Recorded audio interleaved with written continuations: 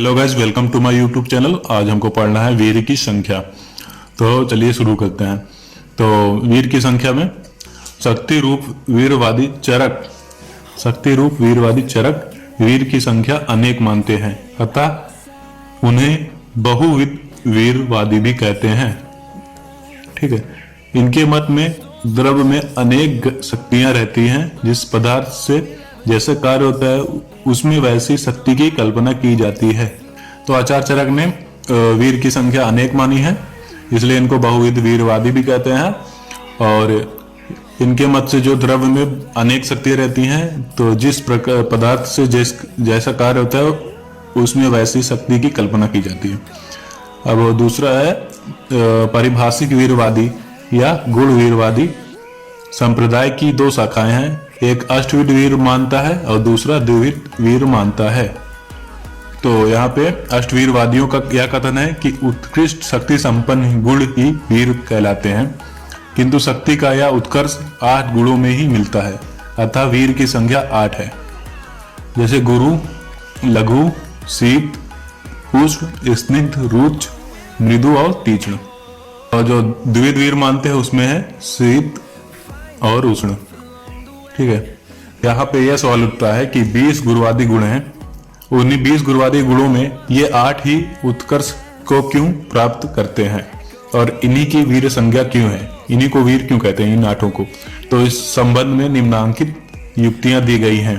पहला है समग्र गुण सारता। इसका मतलब जो अर्थ है वो है द्रव्य में रहने वाले सभी पदार्थों में सर्वाधिक सारवान गुरुवादी 8 गुण होते हैं। ये अधिक काल तक बने रहते हैं और जठराग्नि के संयोग से भी इनका स्वरूप नहीं बदलता, जबकि रसों में पर्याप्त परिवर्तन हो जाते हैं।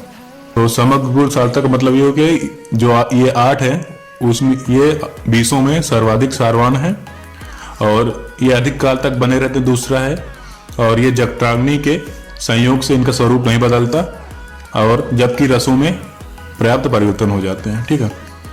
और दूसरा है सख्त उत्कर्ष। तो रसादी तथा अन्य गुणों की अपेक्षा इनमें शक्ति विशेष रूप में से रहती है, जिसे रसादी को अभिभूत कर ये कार्य करते हैं।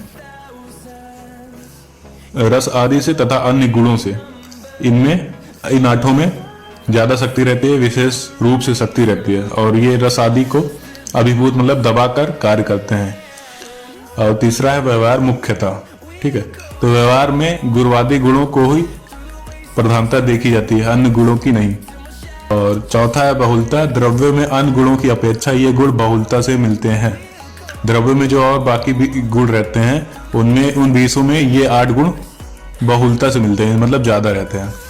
और पांचवा है उपयोगिता। शारीरिक दृष्टि से गुरुवादी गुण अधिक उपयोगी हैं, चिकित्सा कर्म में गुरुवादी गुण अधिक उपयोगी हैं। ठीक है, इसलिए उपयोगिता में ये आ गया। छठा है प्रबलता। सख्त उत्कर्ष के कारण प्रबलता से रस, विपाक तथा द्रव्य, सांद्र आदि अन्य गुणों को ये अभिभूत कर देते हैं। इनकी शक्ति से ये जो रस, विपाक तथा द्रव्य और सांद्र या अन्य गुणों को ये अभिभूत कर देते हैं, दबाकर अपना कार्य करते हैं। जैसे किसी मधुर रस में यदि तीक्ष्ण गुण हो तो वहां मधुर रस के कार्य उपलेप आदि नहीं उत्पन्न होते। जैसे कोई मधुर रस है और वहां पे तीक्ष्ण गुण हो तो मधुर रस के कार्य या उपलेप आदि उत्पन्न नहीं होते। ठीक है। तो यहाँ पे खत्म होता है हमारा वीर की संख्या। हम नेक्स्ट वीडियो में देखते हैं कर्म अनुसार वीर की संख्या। तब तक बने रहिए हमारे चैनल के साथ। लाइक, कमेंट, सब्सक्राइब करना मत भूलिएगा।